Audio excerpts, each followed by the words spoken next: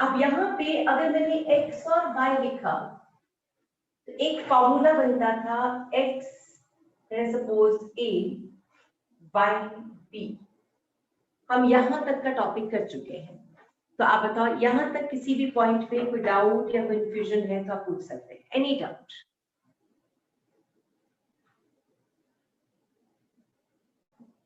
No doubt ma'am. No doubt. Okay, next step में मैंने आपसे यहाँ तक भी करा दिया था कि हम एम्पिरिकल फॉर्मूला मास कैलकुलेट कर सकते हैं। तो बेटा अब हमारे जो स्टेप्स थे अगर हम उनकी बात करें, उन स्टेप्स में मैंने सबसे पहले क्या किया था, प्योर कंपाउंड देखते जाओ जरा। अब प्योर कंपाउंड जो भी आपने लिया उससे आपने क्या निकाला था, परसेंटेज कॉम्पोजिशन, और परसेंटेज कॉम्पोजिशन के बाद आप पहुंच गए थे रिलेटिव नंबर ऑफ एटम्स, और उसके बाद आपका अगला स्टेप था एम्पिरिकल फॉर्मूला, और लास्ट था empirical formula mass. Empirical formula mass.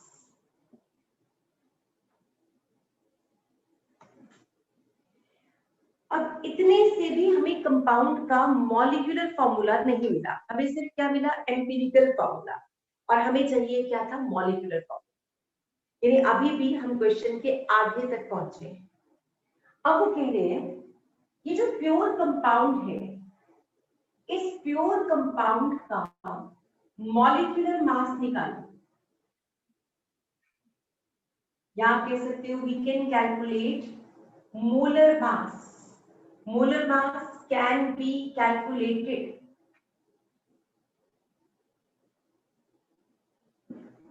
Experimentally. Can you imagine, जिस मोलर मास को आपको लगता है कि आप तो ऐसे निकालते हो ना C+O2, आप कहते हो 12+32, बट एक्चुअल में मोलर मास एक एक्सपेरिमेंटल आउटकम है। तो जो मोलर मास आप कैलकुलेट करते हो किसी भी चीज का, वो एक्चुअल में एक एक्सपेरिमेंटल रिजल्ट है। तो हम इसी प्योर कंपाउंड का मोलर मास निकालेंगे, और इस तरह से जाके हमने क्या निकाला, empirical formula mass.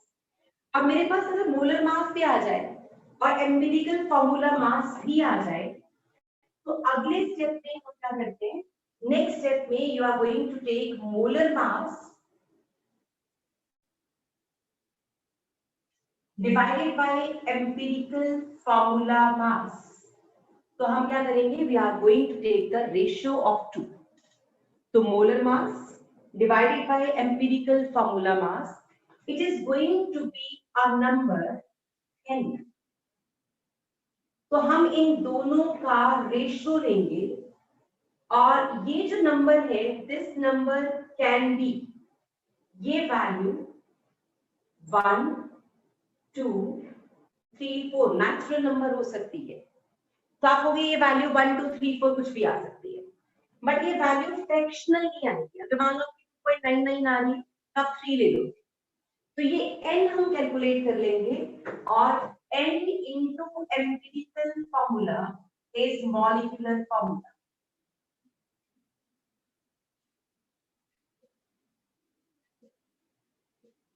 It will be molecular formula।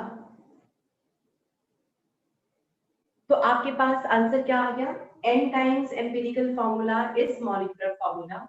Then we reach at the true part of the question is हमें molecular formula तक पहुंचना है। तो कंसेप्ट क्या है, हम n कैलकुलेट कर लेंगे, और n से फिर हम कहाँ पहुंचेंगे, मॉलिक्यूलर फॉर्मूला तक पहुंच जाएंगे। ठीक है जी, ये बात समझ आई? हाँ जी बेटे, इसका मतलब ये हुआ कि हम वहां तक पहुंच चुके हैं, और अब हमें ये सीखना है। अगर हम ये सीख जाएंगे तो यहाँ से हम क्या निकाल पाएंगे, n, और अगर n मिल गया तो हम कहाँ पहुंच जाएंगे, मॉलिक्यूलर फॉर्मूला तक। This is how a scientist reach at the molecular formula of a compound। तो किसी भी कंपाउंड के मॉलिक्यूलर फॉर्मूला तक पहुंचने की जो जर्नी है, it's not the one step journey, right. तो ये एक स्टेप बाय स्टेप प्रोसेस था, एक पूरा साइंटिफिक एक्सपेरिमेंटल पार्ट था। तो वो कह रहे हैं ये सारा एक्सपेरिमेंटल है और ये भी एक्सपेरिमेंटल है। तो जो भी फॉर्मूला आप याद करते हो, जब आप बोलते हो ना, फॉर एग्जाम्पल मैंने आपसे कहा मीथेन, आपने बड़े आराम से कहा CH4। अब CH4 जो है वो साइंटिस्ट को ऐसे पता चला, ठीक है, गॉट इट? हाँ जी बेटे, समझ आया? तो अब मैं क्या सीख रही हूँ, यहां तक सबने नोट कर लिया? Done? Yes.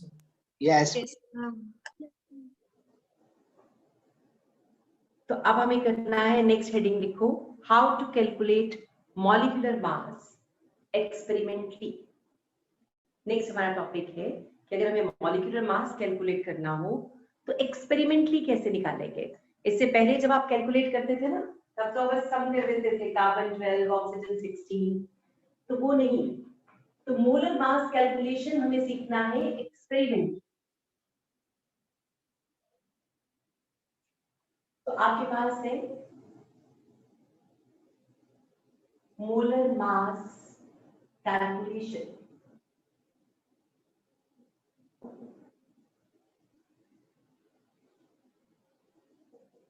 and it is experimental process.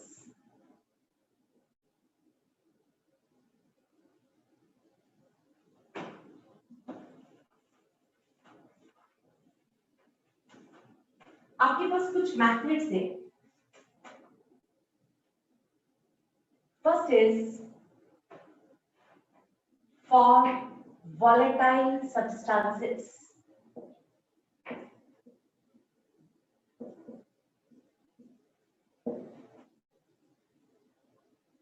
Volatile substances are, volatile means what?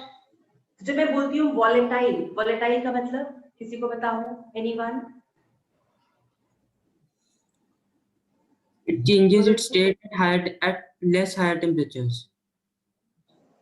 It has tendency to change its state, physical state, at higher temperature. It means it can change itself into some vapor state. उड़ सकता है। Volatile मतलब जो भी liquid से gas बन सकता है, या अगर आप उसे पड़ा रहने दो तो थोड़ा सा भी गर्मी बढ़ेगी, हीट बढ़ेगा, टेम्परेचर बढ़ेगा, तो it has tendency to change into vapour state. For example, अगर मैं वॉलेटाइल सब्सटेंसेस की बात करूं, तो I can say that is petrol is volatile, water is volatile, right? तो आप ये कहते हैं जो चीज उड़ जाती है, अपने वेपर्स बनाती है, उसे हम बोल देते हैं वॉलेटाइल। तो वॉलेटाइल सब्सटेंसेस की आप कहोगे a substance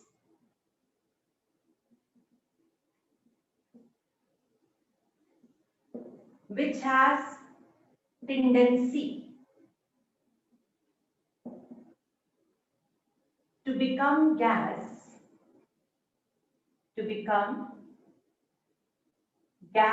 or vapors at high temperature.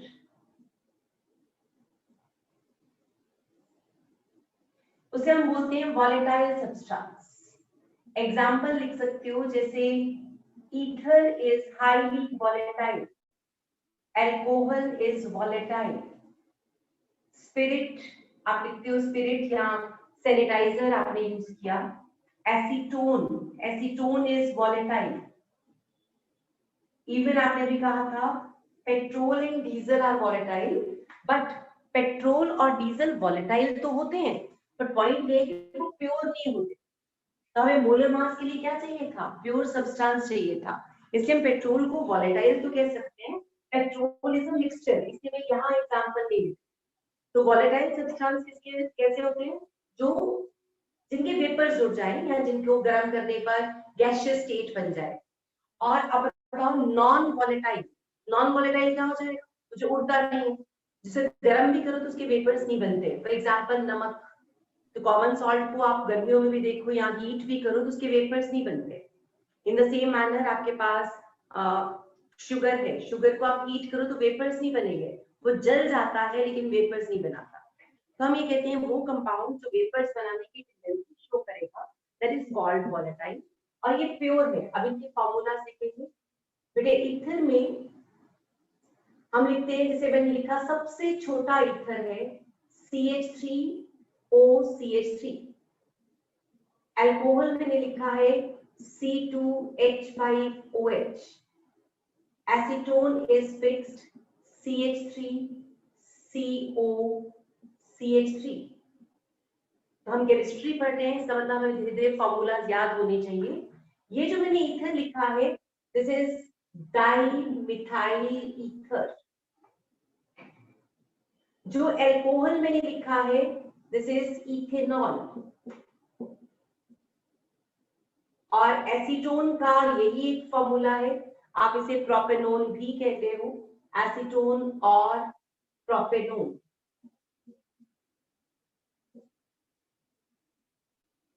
Ethanol, ether, propanone, ये सब क्या है? Volatile compounds. तो कहते हैं फॉर वॉलेटाइल कंपाउंड्स आपके पास 2 into वेपर डेंसिटी। तो हम क्या करेंगे? एक्सपेरिमेंटली वेपर डेंसिटी निकाल लेंगे। तो 2 into vapour density is equal to molar मास।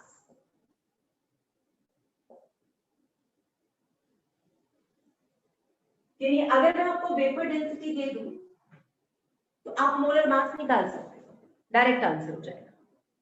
अब ये जो वेपर डेंसिटी की बात मैंने की है, तो वेपर डेंसिटी जो है ये आपके पास कहां से आएगी? ये एक्सपेरिमेंटल है। तो vapour density is measured experimentally. It is measured experimentally. तो एक्सपेरिमेंट करके हम क्या निकाल सकते हैं? वेपर डेंसिटी निकाल सकते हैं। तो अगर आपके पास वेपर डेंसिटी की वैल्यू है तो आप उस सब्सटेंस का मोलर मास निकाल सकते हैं।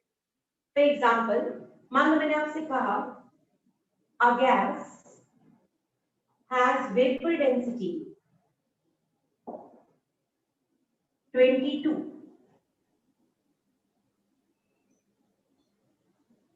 What is its molar mass?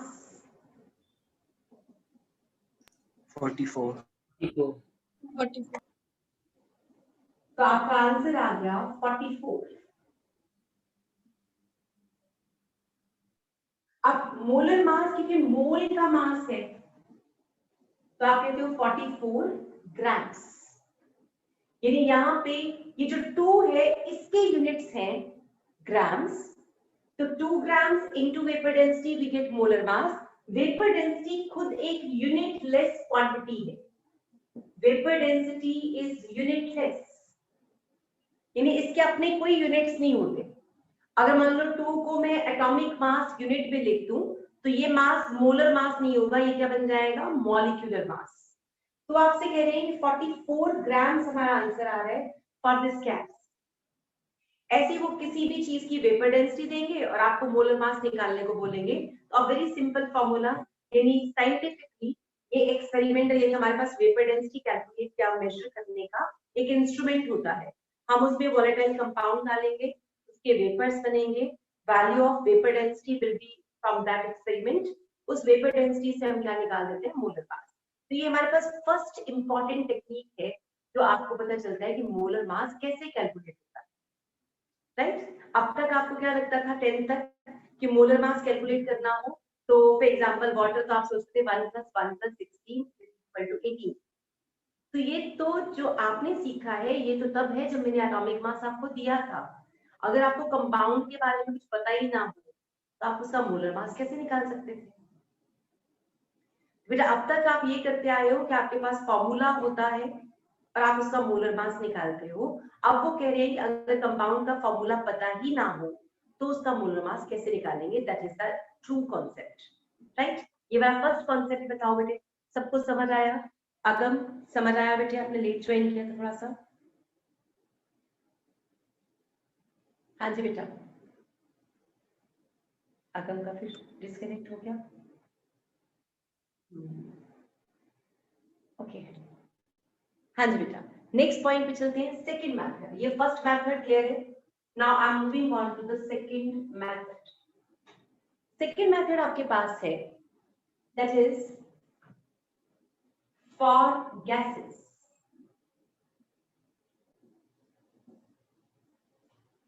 अगर आपके पास गैसेस हो तो गैसेस के लिए आप मोलर मास कैसे कैलकुलेट करोगे? कोई भी गैसियस सब्सटेंस है तो वो लिक्विड बना ही नहीं था, इसे हम वोलेटाइल नहीं कहते, उसको गैस ही कहते हैं। तो गैसेस के लिए आप फॉर्मूला लगाते हो weight of the gas divided by molar mass of the gas is equal to volume of that gas divided by 22.4 liters, and this formula we are using at STP. So formula is weight upon molar mass is equal to volume of gas by 22.4 liters. ये weight और ये mass दोनों की unit same होने चाहिए। मान लो ये grams है, ये भी ग्राम्स है, किलोग्राम्स तो किलोग्राम्स। ये वॉल्यूम अंडरस्टूड सी बात है, किसमें होना चाहिए? लीटर्स में। और एसटीपी क्या होता है? STP is standard Temperature and pressure. and pressure. What is the value for it? Standard temperature 2 millimeters of mercury. When the pressure is at temperature 270 Kelvin. 273.15 kelvin. ठीक है, एग्जैक्ट वैल्यू। वैसे आप 273 लिखोगे तो भी चल जाएगा। और प्रेशर होगा 1 एटमॉस्फेयर। तो standard temperature and pressure, it is going to be temperature 273.15 and pressure is going to be 1 atmosphere. This is how we can see that it is standard temperature and pressure. तो standard temperature pressure पे अगर मैं आपको ये कहूं कि मेरे पास 10 ग्राम gas है और उसका वॉल्यूम 5.6 लीटर आ रहा है, तो 10 ग्राम्स है और वॉल्यूम 5.6, तो नेचुरल उसका मोलर मास कैलकुलेट हो सकता है। तो नेचुरल आपने गैस का वेट लेना आता है, आपको आपने किया था ना एक्सपेरिमेंट की गैस हैज वेट, तो आप कहते हैं एक बैलून लेते हैं, उसका वेट लेते हैं खाली वेट, और फिर उसमें हवा भर लेते हैं और फिर उसका वेट लेंगे, that means air has mass. In the same manner आप किसी भी गैस का वेट ले सकते हो। अगर आप उसका वेट ले सकते हो और उसका वॉल्यूम भी नोट कर सकते हो, ये दोनों ही फिजिकल क्वांटिटीज हैं, दोनों ही क्या है? एक्सपेरिमेंटल। तो आप कहोगे if weight and volume of gas are known, तो natural molar mass can be calculated, है ना? तो आपके पास इसमें आपका क्वेश्चन बन गया, लेट्स सपोज मैंने आपसे कहा कि 10 grams of a gas has 11.2 liters volume at STP. What is its molar mass? Can you calculate? Calculate the value of molar mass.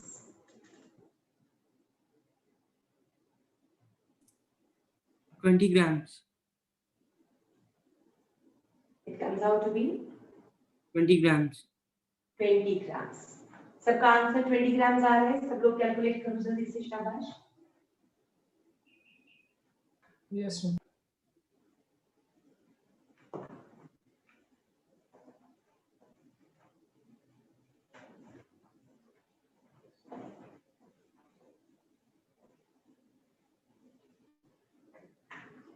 It's going to be 10 by molar mass is equal to 11.2 by 22.4.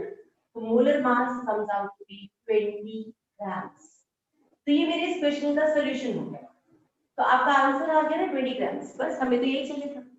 तो फिर scientist के पास ये option भी है कि अगर कोई gas हो उसका वेट निकालते हैं, वॉल्यूम निकालते हैं और मोलर मास निकाल सकते हैं। कंडीशंस ये हैं कि एसटीपी होना चाहिए, it must be at standard temperature and pressure.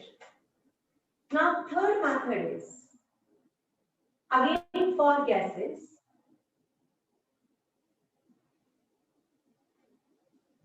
अगर हमारे पास गैसेस हैं तो थर्ड मेथड हमारे पास है, it is from ideal gas equation. मैं भी लिख देती हूँ, हम इसको अभी सॉल्व नहीं करेंगे, हमारे पास इसका पूरा एक चैप्टर है तो we have one complete chapter on this basis. तो फॉर गैसेस हम इस फॉर्मूला को यूज करते हैं और यहां से मोलर मास कैलकुलेट कर सकते हैं। और यहां पे मैं कहूंगी for gases at any temperature और प्रेशर, क्योंकि जरूरी तो नहीं है ना बेटा हर जगह पे एसटीपी मेंटेन हो सकता है, तो हर जगह पे एसटीपी नहीं होता। अगर एसटीपी नहीं है in that case we have to calculate molar mass. तो आपसे कहते हैं कि अगर एसटीपी की कंडीशन मेंटेन ना भी हो तो भी आप मोलर मास निकाल सकते हो। Pressure into volume, weight, R is the constant, T is the temperature. So this equation is named as ideal gas equation.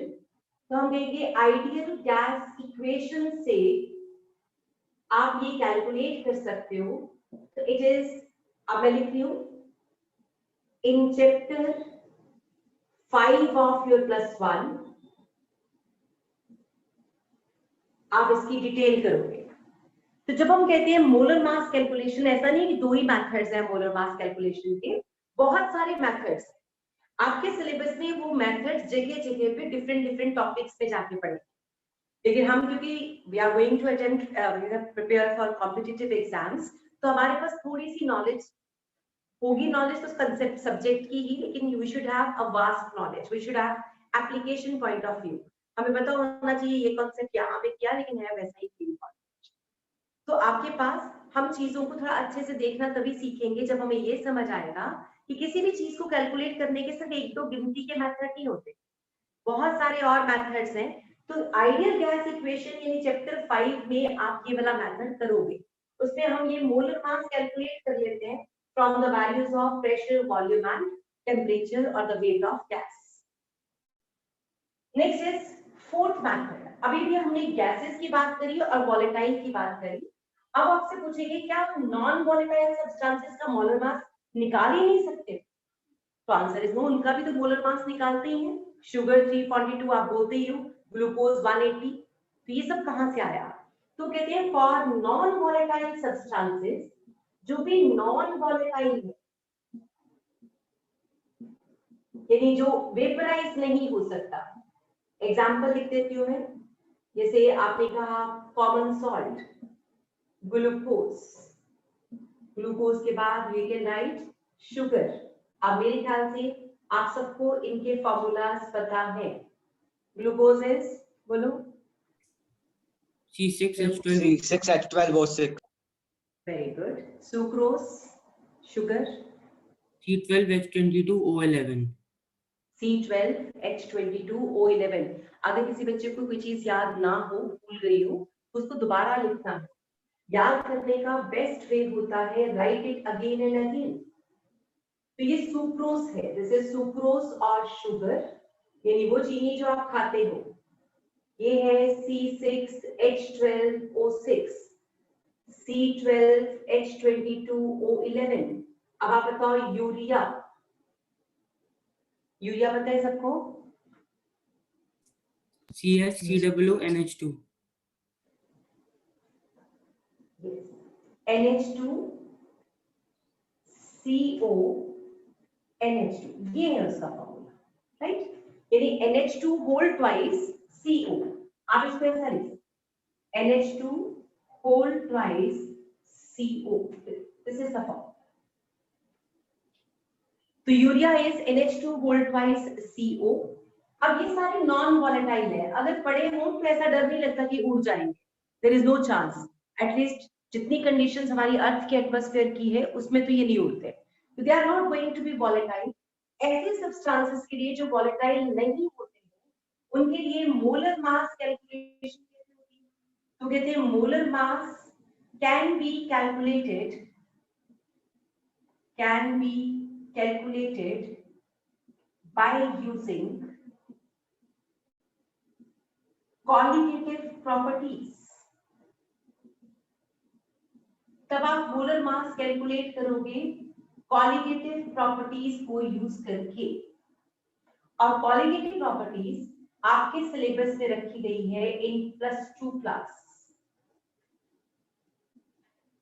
तो +2 में आपका चैप्टर 2 है जिसमें आपको कॉलिगेटिव प्रॉपर्टीज पढ़ाया जाएगा। तो वो आपसे कहेंगे कॉलिगेटिव प्रॉपर्टीज जब आप पढ़ोगे तो कॉलिगेटिव प्रॉपर्टीज पढ़ाने का पर्पस क्या है, तो आपका एक ही आंसर होता है to calculate the molar mass of non volatile unknown solute. It means आप गैसेस का मोलर मास निकाल सकते हो, वॉलेटाइल सब्सटेंसेस का मोलर मास निकाल सकते हो और नॉन वॉलेटाइल का भी निकाल सकते हो। तो मोलर मास किसी का भी हम कैलकुलेट कर सकते हैं और ये टोटली एक्सपेरिमेंटल एस्पेक्ट है। विदाउट एक्सपेरिमेंट आप मोलर मास कैलकुलेशंस नहीं कर सकते। यहां तक बताओ बच्चे, समझ आया सबको? Is it clear? Yes. Yes, ma'am. चलो, तो ये हमारे पास 4 मेथड्स थे। इनमें से 2 मेथड्स अभी आप इसी चैप्टर में यूज करोगे। थर्ड मेथड आप चैप्टर 5 में यूज करोगे, PV is equal to weight upon molar mass RT, और this method you will do in your +2 class। लेकिन न्यूमेरिकल्स में कई बार ऐसा लिखा होता है कि by using a colligative property we have calculated molar mass of a substance to be 60। तो जब वो लिखेंगे by using colligative properties का मतलब आपको बताना चाह रहे हैं कि मोलर मास को हमने इस मेथड से कैलकुलेट किया है। तो मैंने इसलिए आपको नाम लिखवा दिया कि जब आप कॉलिगेटिव प्रॉपर्टी पढ़ो तो आपको ये ना लगे कि ये कौन सी नई चीज आ गई, हमने तो कभी सुना ही नहीं। ठीक है, समझ आ जाएगा ना? ठीक है, करें आगे? Yes, ma'am. Yes, ma'am. तो अब मुझे बताओ, इसका मतलब ये हुआ कि साइंटिस्ट को पहले क्या पता चला, empirical formula of a compound और molecular formula of a compound. Empirical formula. Empirical. Empirical. Empirical formula of a compound, very good. Scientist को पहले तो एम्पिरिकल फॉर्मूला होता, वो भी कहां से, फ्रॉम द परसेंटेज कॉम्पोजिशन, और फिर वो किस पे पहुंचे, मॉलिक्यूलर फॉर्मूला पे। ठीक है, यानी अगर मैं स्टेप बाय स्टेप एक टेबल बनाऊं, यहां तक नोट कर दिया, मिटा दूं इसे? हाँ जी बेटे, डन? Yes, ma'am. फिर जहां पे भी आपको लगे कि you are not getting my point, आपने हैंड रेज कर लेना है, मुझे पूछ सकते हो। क्लास स्ट्रेंथ कम रखने का मेन पर्पस ये होता है कि आपको, you must be having a freedom to ask from the teacher. +1 +2 में हमें अगर पूछने का हिम्मत नहीं जुटाई हमने, या if you are not having courage to ask a question, तो धीरे धीरे वो बैकलॉग इकट्ठा होता जाएगा, फिर लगेगा ये तो समझ ही नहीं आ रहा। तो बेटर इज, जैसे आपको लगे कि मुझे कंफ्यूजन है, यू जस्ट आस्क, आपको कोई प्रॉब्लम नहीं है, जितनी जल्दी पूछोगे उतनी जल्दी वो क्लियर हो जाएगा, है ना? ओके, चलो आप मुझे बताओ, अगर मेरे पास एम्पिरिकल फॉर्मूला है, let us suppose CH, empirical formula मास आप निकाल सकते हो, ये तो आपको आता ही है। फिर मेरे पास आया होगा मोलर मास। मोलर मास से हम कहां पहुंचेंगे, वी विल कैलकुलेट N, और फिर जाके आएगा molecular formula. This is the sequence of getting molecular formula. तो वो आपसे कह रहे हैं कि पहले एम्पिरिकल फॉर्मूला मिलेगा, फिर empirical formula mass, after that molar mass, फिर N निकालेंगे, फिर मॉलिक्यूलर फॉर्मूला आएगा। फॉर एग्जांपल अगर हमने CH लिखा है तो CH is the empirical formula, और मैंने इसका मोलर मास लिख दिया है CH, तो 78। N क्या था, आपने कहा molecular formula mass divided by empirical formula mass. तो आप बताओ, इसको कंप्लीट कर सकते हो? Can you complete this full chart? Yes, ma'am. करो complete.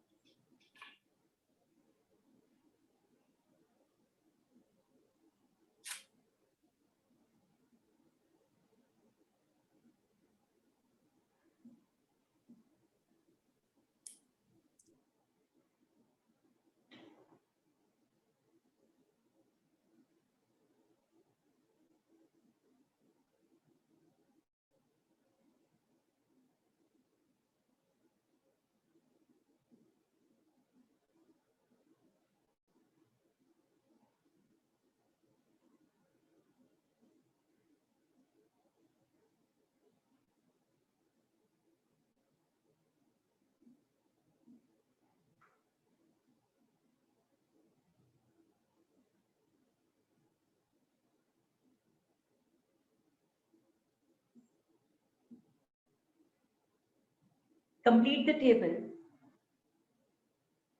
Molar mass is given, empirical formula is given. Complete this table.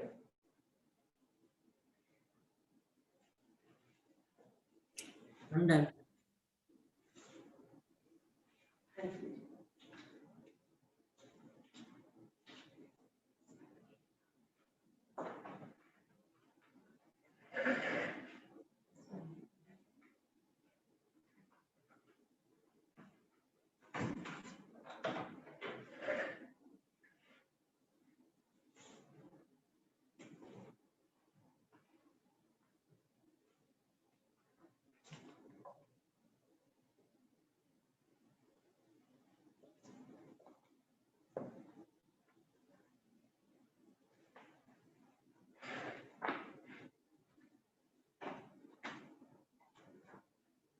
Done? Yes, ma'am.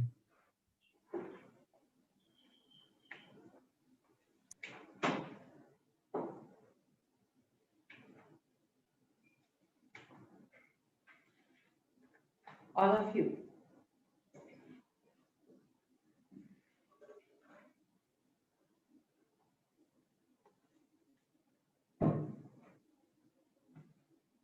Check करें.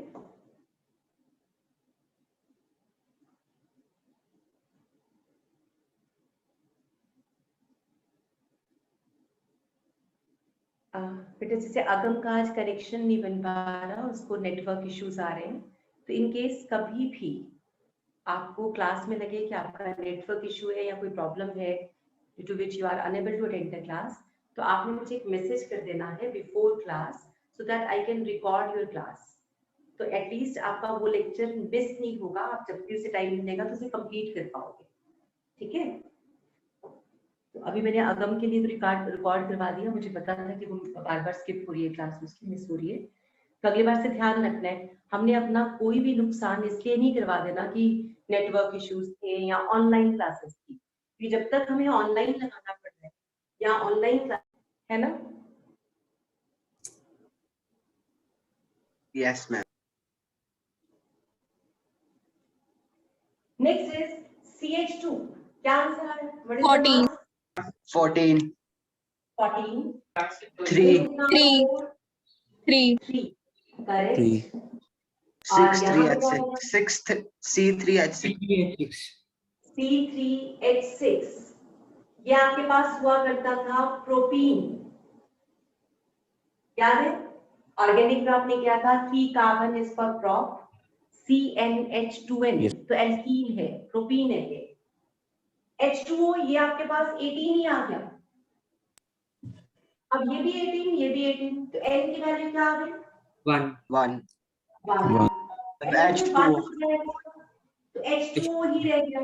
ये फॉर्म, ये कंपाउंड आप पहले से जानते थे, वाटर है ना. इसका मतलब एम्पिरिकल फार्मूला और मॉलिक्यूलर फार्मूला सेम आ सकता है. ये कोई जरूरी नहीं है कि एम्पिरिकल फार्मूला और मॉलिक्यूलर फार्मूला डिफरेंट ही हो. They can be different, they can be same. Carbon dioxide 44. N फिर से 1 आ गया. 1 CO2. ये CO2 बन गया. Correct. CO2 CH 13. 13 2. 2 C2H2. C2H2 H2. ये किसका फॉर्मूला है कार्बन कंपाउंड से? Methyl ethyl. Correct. It is ethyl. तो ये आपके पास 2 कार्बन है, CnH2n -2 है, इसलिए आइन. Ethyl is the name. Next is CH3. 15. 15. 2. 2 N आ गया 2. C2H6. C2H6 क्या बना? Ethane. Ethane ethane. CnH2n +2. तो आपके पास इस तरह से हम सीक्वेंस देखें तो आपने ध्यान रखना है, ऐसा नहीं है कि पहले मोलर मास या मॉलिक्यूलर ये पता चला फॉर्मूला फिर हम इधर को चले.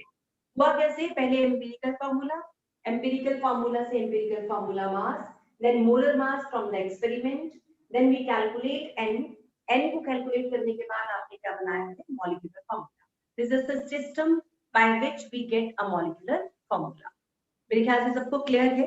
और अब हम एक अदर क्वेश्चन कर सकते हैं. We can solve one numerical. Write down.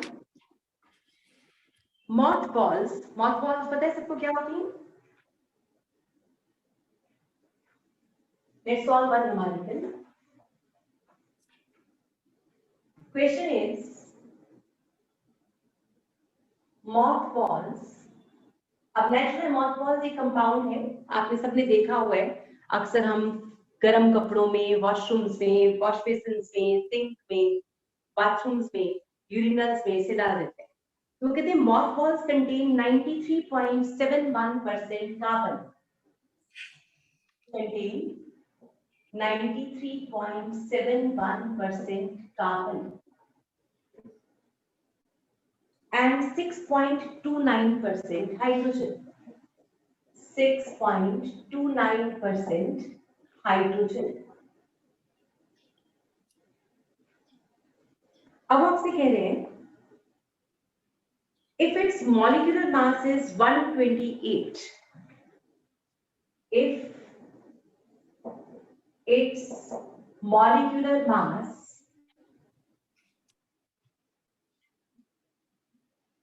is 128 gram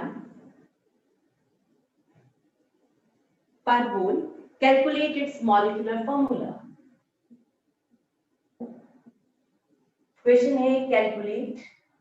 तो मैं आपसे कह रही हूँ कैलकुलेट करना है, तो नेचुरल है, कैलकुलेट करना है molecular formula.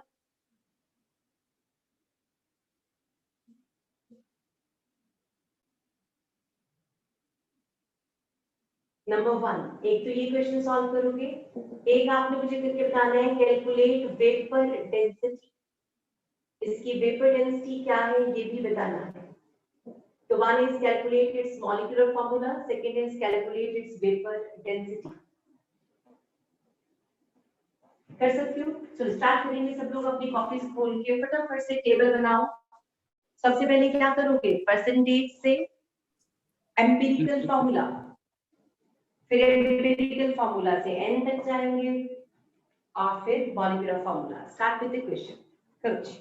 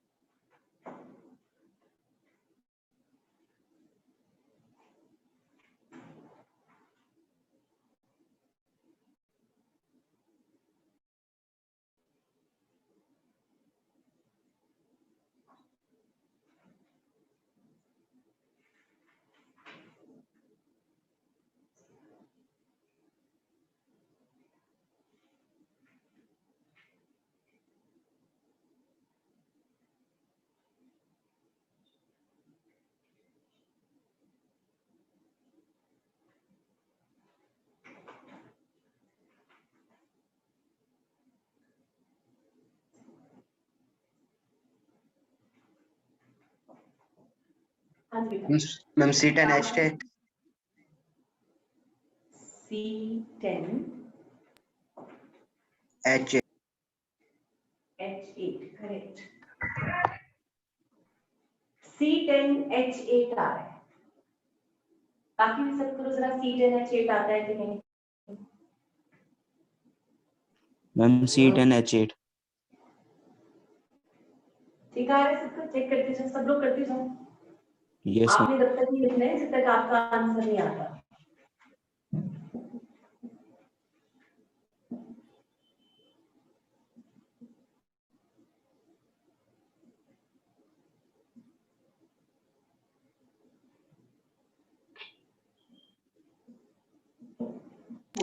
Ma'am vapour density m64.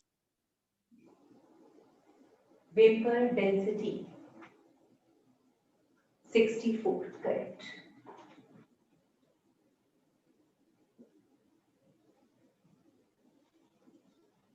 हाँ जी, जिन लोगों ने सॉल्व कर लिया है बाकी में थोड़ी सी हेल्प कर सकते हैं। 93.71 को 12 से डिवाइड किया तो क्या आया? मैम 7.80. 7.80. 7.80 आ रहा है और ये तो 6.29 ही रहा। 29. अब आपको चाहिए था एक सिंपल सा नंबर, यानी इन दोनों से हमें एक सिंपल रेशियो तक जाना था, तो क्या करूं? How will you reach at simple ratio? Divide by 6.29 से 6.9. डिवाइड Divide by कर. 6.29. डिवाइड बाय 6.29 और ये भी बन गया 1.24. 6.9 बाय, राइट। ये तो 1 आ गया, ये कितना है? 1.24. 1.24। अब क्या करें? मैम 8 से मल्टीप्लाई Into कर देंगे. Into ma'am 8. 8 से करूं multiply, Into 4, ma'am. Into 4. Into 4 करूं। अगर मैं इनटू 4 करती हूँ तो ये कितना बन जाएगा? 4.96. 4.96। अब 96. इसको आप अप्रोक्सीमेटली 5 ले सकते थे, नियरली 5 है ये, और यहाँ पे मेरे पास बन गया 4। अब आपने कहा आपका एम्पिरिकल फॉर्मूला बन रहा है C5H4। अगर आप डायरेक्ट 8 से करते मल्टीप्लाई तो ये डायरेक्टली क्या बन जाता है? वैसे 10 and 8 बन जाता। ठीक है, is it clear? Yes, ma'am ma'am. मैं तो डायरेक्ट 8 से गया था. हाँ, अगर आपने डायरेक्ट 8 से, लेकिन आपने डायरेक्ट 8 से क्यों किया था? आपको तो सिंपल स्मॉलेस्ट रेशियो चाहिए होती है ना बेटे, तो आपने एम्पिरिकल फॉर्मूला बनाया ही नहीं, आपने सीधा मॉलिक्यूलर फॉर्मूला ही बना दिया। ये आपने 128 के हिसाब से देख लिया है ना। तो एम्पिरिकल फॉर्मूला में सिंपलेस्ट रेशियो होती है, 10 और 8 दोनों 2 से डिवाइड हो रहे हैं, और अगर 2 से डिवाइड होते हैं तो आपका एम्पिरिकल फॉर्मूला तो C5H4 ही बनेगा ना। एम्पिरिकल फॉर्मूला Yes, C5H है ना। तो ये आपका एम्पिरिकल फॉर्मूला आ गया। ये मास कितना आया? 64 आया। ठीक है, n की वैल्यू आ गई 128/64, it comes out to be 2। तो मॉलिक्यूलर फॉर्मूला आपके पास फॉर्म हो गया। Molecular formula is C10H8। This is the correct answer. यहां तक देखो बेटे, किसी का कोई डाउट है तो आप पूछ सकते हैं। Any doubt if you have? No, ma'am.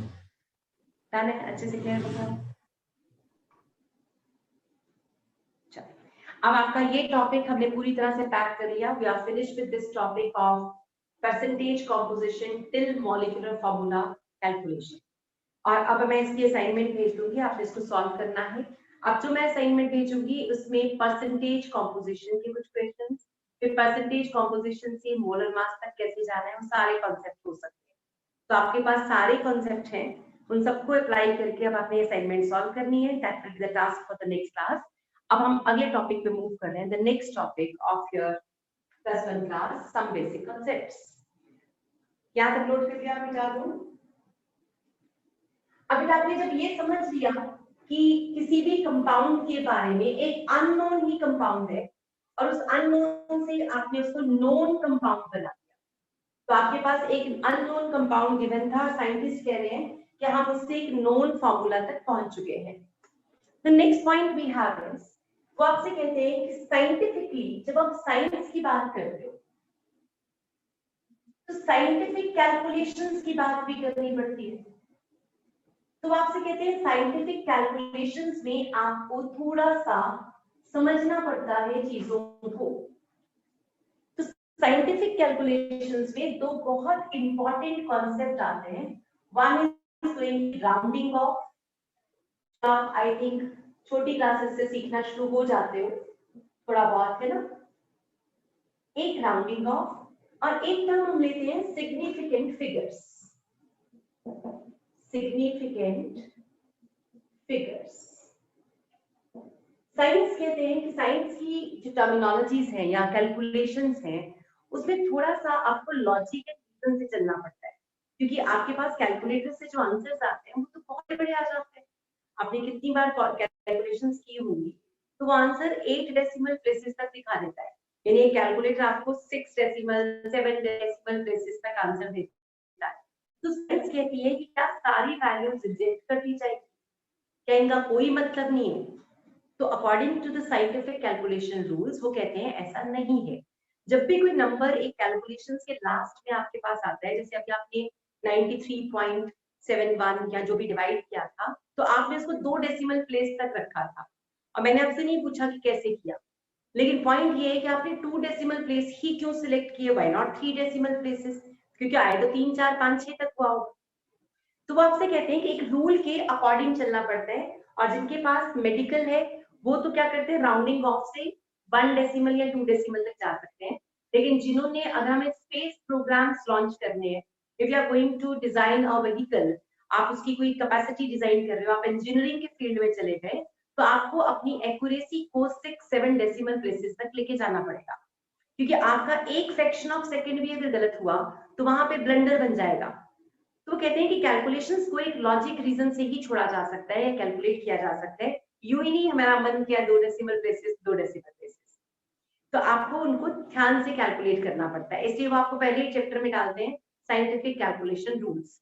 तो साइंटिफिक कैलकुलेशन से एक हम करते हैं राउंडिंग ऑफ, ठीक है, जिस मैंने कहा मेडिकल स्टूडेंट सबसे 2 डेसिमल प्लेसेस तक कैलकुलेशंस करें तो भी चल जाएगा, लेकिन जब स्पेस प्रोग्राम्स या कोई व्हीकल डिजाइन करना है या बहुत ही माइक्रोस्कोपिक लेवल पे बात करनी है, जब आपकी चीजें बहुत ही छोटी हैं या बहुत ही बड़ी हैं, तो इन दैट केस आपको ये देखना है कि डिस्टेंस बहुत ज्यादा है, कितना पेट्रोल, कितना फ्यूल, कितने किलोमीटर, कितने मिनट्स, कितने सेकंड, कितने फ्रैक्शंस ऑफ सेकंड्स के बाद ये चीज करेंगे हम, तो you have to be very accurate. तो उन सब के लिए 2 कॉन्सेप्ट हमें मिल करने पड़ते हैं। तो सबसे पहले करते हैं राउंडिंग ऑफ। बेटे राउंडिंग ऑफ का क्या फंडा होता है? राउंडिंग ऑफ में हम कहते हैं कि राउंड ऑफ करते हैं डेसिमल के बाद वाली बातों को, जैसे मान लो मैंने 15.398425 लिखा, चलो 6 लिख देते हैं, ये मेरा कोई आंसर है। तो आपसे कह रहे हैं कि अब इंटू 3 करना है, तो इंटू 3 करने का मतलब ये तो मुसीबत है इतने सारे डेसिमल प्लेसेस, तो आप इसको कैसे राउंड ऑफ करोगे? मान लो मुझे up to 2 decimal place round off करना है, अप टू 2 डेसिमल प्लेस, तो बताओ जी, मुझे यहां तक बचाना है, बाकी सारे हटाने हैं, तो 6 को क्या ऐसे ही हटा दो बिना सोचे समझे? बोलो, याद किया हुआ राउंडिंग ऑफ कभी सोचा था, करा था? हाँ जी बेटे, चलो मैं एक बार रूल्स बताती हूँ, फिर आपने ध्यान से सुनना है और फिर हम नोट करेंगे। 6 इज मोर देन 5, बेटा अगर हम more than 5 after decimal, decimal से पहले वाले नंबर्स को राउंड ऑफ नहीं करते, राउंड ऑफ जो है वो हम डेसिमल के बाद वाले नंबर्स को करते हैं। अब जब आप लेस देन 1 ले रहे हो, यानी डेसिमल के बाद मतलब लेस देन 1, इसको आप राउंड ऑफ करना चाहते हो, तो वो कहते हैं मोर देन 5 अगर है, जैसे 6, तो इसको अगर हटाना है तो इसके प्रीवियस डिजिट में 1 ऐड करोगे, तो ये बन जाएगा 15.398426। अब फिर से 6 को हटाना है, तो बताओ क्या बना? बोलो। 15.39843 843 बन गया। अब 3 को हटाना चाहते हो, 3 इज लेस देन 5, वो कहते हैं लेस देन 5 है तो जस्ट इग्नोर, ये 3 तो इग्नोर हो गया। फिर ये 4 आया, 4 भी लेस देन 5 है तो जस्ट इग्नोर। अब ये बच गया है 15.398। अब वो कह रहे हैं ये जो 8 है ये तो मोर देन 5 है, 15.4 15.40 ऐसा लिखूं? तो मैंने 2 डेसिमल प्लेसेस तक लिखना है, तो मुझे 15.40 लिखना पड़ेगा, This is the answer up to 2 decimal places. ये 0 लिखना इम्पोर्टेंट है क्योंकि इससे मैं ये बता रही हूँ कि सेकंड डेसिमल प्लेस पे 0 ही है, 1 2 3 4 नहीं है, क्योंकि 1 2 3 4 भी निगलेक्ट। बताओ 15.4 इसका क्या मतलब हो सकता है? 15.4 is not correct. 15.40 is correct. Why not 15.4? क्यों नहीं लिख सकते 15.4?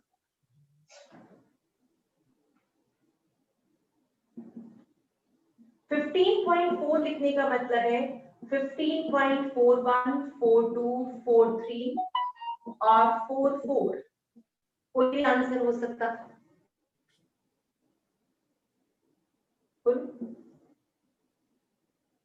क्योंकि इसमें भी 1 को राउंड ऑफ कर दो, इसको भी 2 राउंड ऑफ किया, 3 राउंड ऑफ किया, 4 राउंड ऑफ किया, तो 15.4 का मतलब है इन चारों में से कोई भी आंसर हो सकता था। लेकिन मैंने आंसर क्या लिखा है 15.40, इसका मतलब है नेक्स्ट डेसिमल प्लेस पे 0 ही है, 1 2 3 4 नहीं है। ये बात समझ आई बेटे? Yes. Is it clear? Yes. तो ये आपका करेक्ट आंसर ऐसे ही रहेगा। तो बेटा आपके पास क्या ऑप्शन बना? मोर देन 5 को राउंड ऑफ करना है तो क्या रूल है? मोर देन 5 को राउंड ऑफ करना हो तो what is the rule? Add 1 to the previous digit. Stop हो गई थी। Add 1 to the previous digit. हाँ जी बेटे। प्लीज एक बार रिपीट कर दो, मेरी वीडियो डिस्कनेक्ट। ओके ओके ठीक है। Now it is 15.3984256. हमें इसे राउंड ऑफ करना है अप टू 2 डेसिमल प्लेसेस।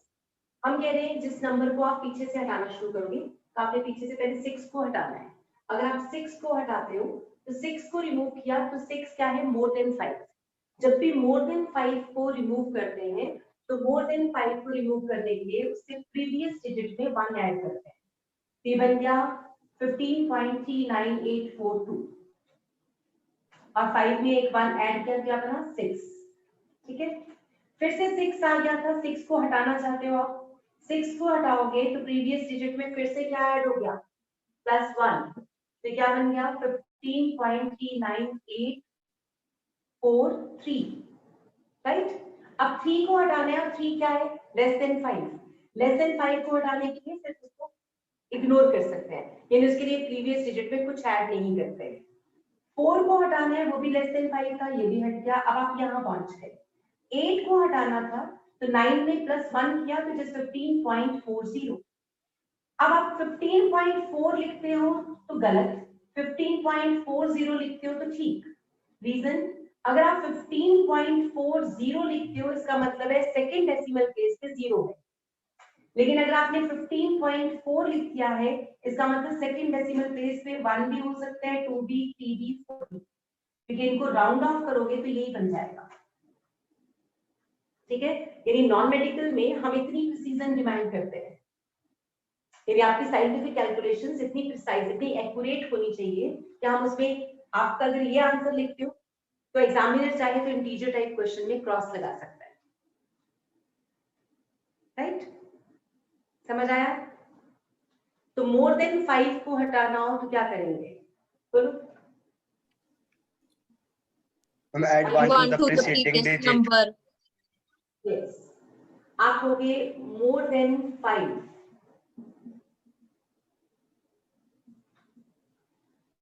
अगर आपके पास मोर देन 5 नंबर है तो ग्रेटर देन 5, तो आप होगे ऐड 1 टू प्रीवियस नंबर।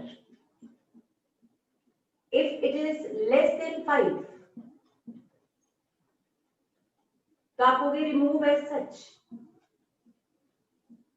जैसा है हटा दो बस। अब क्वेश्चन अराइजेस, अगर इक्वल टू 5 आ गया तो if it is equal to 5 आप होगे, अब हमारा रूल है add 1 to previous number if it is odd. अगर इसका प्रीवियस नंबर 5 का प्रीवियस नंबर ऑड है तो आपने उसमें 1 ऐड करना है and remove as such if previous number is even,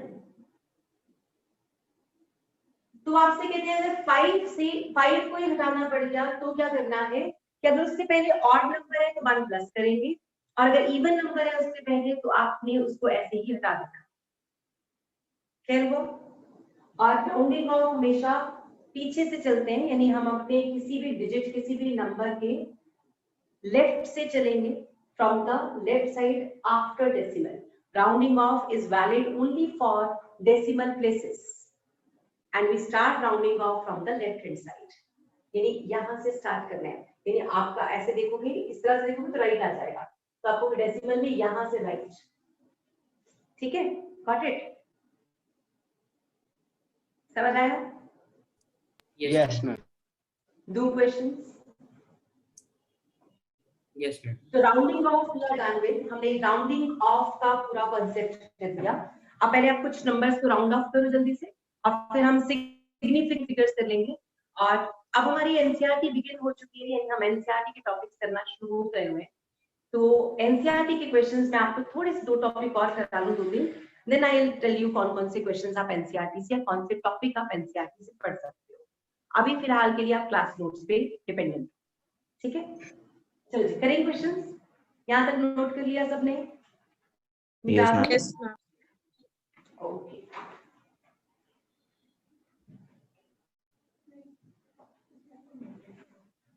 चलो लेट्स स्टार्ट। आपने राउंड ऑफ करना है up to 2 decimal places.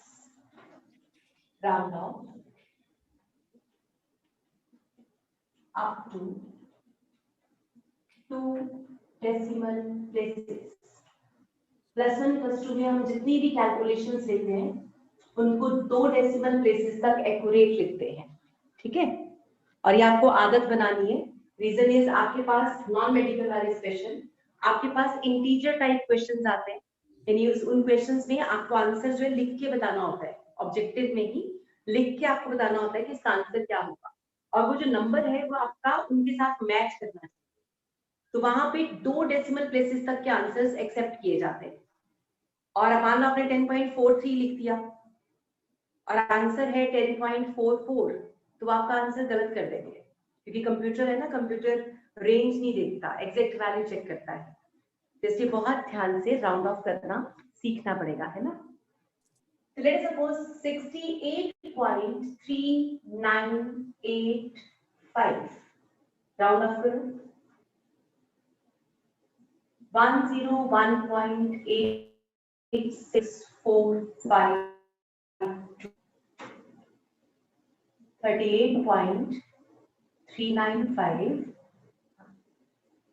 372535 55.5556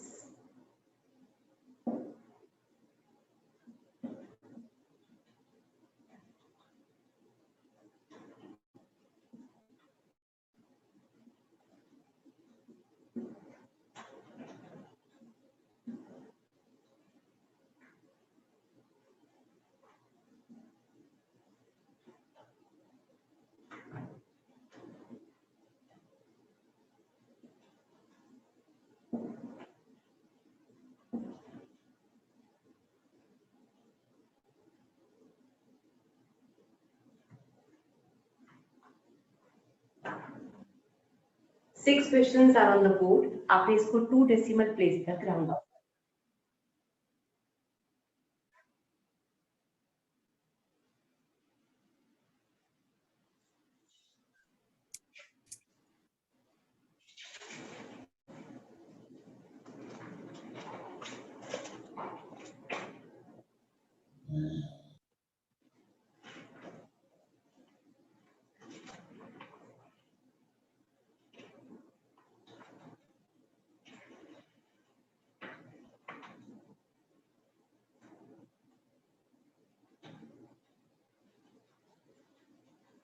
Ma'am, done.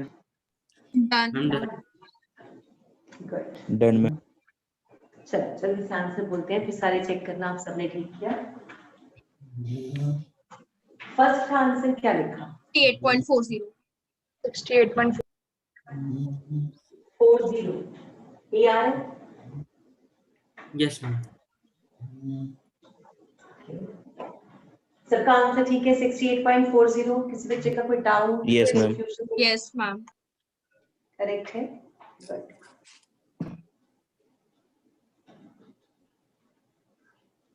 Good. Next 101.864. 101.8. 101.86. 8 6. 6. यही आ रहा है? Yes, ma'am. सबका आंसर ठीक हो गया. चेक्ड. नेक्स्ट 38.37. 38.4. 3 7. No, ma'am. 4. 7. 7 आ गया. 5 को राउंड ऑफ किया +1 4 हो गया. 4 वैसे इग्नोर. फिर 5 को राउंड ऑफ किया, कुछ भी नहीं. 2 भी राउंडेड ऑफ. ठीक है जी. 38.37 करेक्ट. Yes, ma'am. नेक्स्ट 55.50. 55.5. 55.5 55 56. 5, 6. 5 6. इस 6 को राउंड ऑफ किया तो ये 1 आ गया. फिर 6 बन गया. 6 को राउंड ऑफ किया तो +1 करना पड़ा. 55.56. नेक्स्ट 100.65. 100.65. 100.65. 100.65. 65. आंसर ठीक है. Yes, ma'am. 2 को ऐसे राउंड ऑफ कर देंगे. 9 को किया तो +1 करना पड़ा. 6 बन गया. 6 को राउंड ऑफ किया तो फिर +1 किया. ये 4 बन रहा था और 4 को ऐसे ही हटा सकते थे. लेकिन ये ध्यान रखना है बेटा, मान लो 3 डेसिमल प्लेसेस तक आता तो आंसर होता 100.654 है ना. नेक्स्ट पे 33.5. 33.54. 33.54. अगर मान लो मैंने 3 डेसिमल प्लेसेस तक लिखा होता तो आप बताओ सबके आंसर्स क्या बन जाते? करो जरा. 2 डेसिमल तक आपने ठीक कर दिया है. अगर हमने 3 डेसिमल प्लेसेस तक क्या होता तो आपके ऑप्शंस क्या? 68.39. 68.39. 39. आगे 9. 8. 8. 398. Ma'am, 101.864. 101.864. ठीक आ रहा है सबका आंसर? Yes, ma'am. ठीक है, करते जाओ, जल्दी से कर दो सबको. और this Sunday the test will be of the topics covered till Friday. Friday तक जो भी मैं कराऊंगी उसका संडे को टेस्ट होगा. and that will be again objective test. जैसे पिछली बार आपने 25 अटेम्प्ट किए थे क्वेश्चंस, अगेन वैसे ही आपने क्वेश्चंस अटेम्प्ट करने हैं. और इस बार बहुत ध्यान से, हमने अपना एक भी क्वेश्चन गलत नहीं होने देना. ठीक है? Done. ओके. अच्छा, हाँ जी बेटा. 101.864. Next 38.372. 38.372. Next 55.55. 55.55. 55.556. 556. Next 100.654. 100.653. 654. 4. Correct. Next 33.535.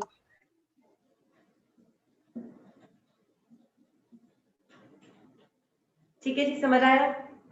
अब देखो which one is better and accurate. अगर देखा जाए तो एक्यूरेसी किसमें ज्यादा है? तो 3 डेसिमल प्लेसेस वाला ज्यादा करेक्ट है क्योंकि आपने उसमें तीसरा डेसिमल भी देखा. आप सोचो जरा, ये वैल्यू 100.65. इसका मतलब क्या हुआ कि it can be 651, it can be 652, it can be 653, it can be 654. इसका मतलब है ये 4 वैल्यूज बता रही हूँ. यानी 4 आंसर्स हो सकते हैं अगर थर्ड डेसिमल प्लेस देखा जाए तो ये एक्यूरेट है सिर्फ 2 डेसिमल तक। थर्ड डेसिमल पे मुझे एक कंफ्यूजन है कि पता नहीं 1 था पीछे, थर्ड डेसिमल पे 2 था, 3 या 4, आई डोंट नो, है ना। लेकिन जब मैंने ये लिख दिया तो मैंने श्योर कर दिया कि थर्ड डेसिमल 4 ही है ना। ये समझ आया? Yes, ma'am. तो जब भी आप किसी डेसिमल, जैसे यहाँ पे है, इसका मतलब है 55.56। अब ये इवन नंबर है, तो इवन नंबर है इसका मतलब 6 के बाद 1 2 3 4 5 कुछ भी हो सकता है। तो 5 वैल्यूज हो सकती हैं। इसके आगे थर्ड डेसिमल देखना हो तो 5 आंसर्स बन सकते हैं। अब मुझे 5 आंसर्स नहीं चाहिए, मुझे एक आंसर चाहिए। तो ये थर्ड डेसिमल पे ज्यादा एक्यूरेट है क्योंकि ये बता रहे हैं कि इसके बाद जो है, इसके बाद आपका नंबर क्या हो सकता है।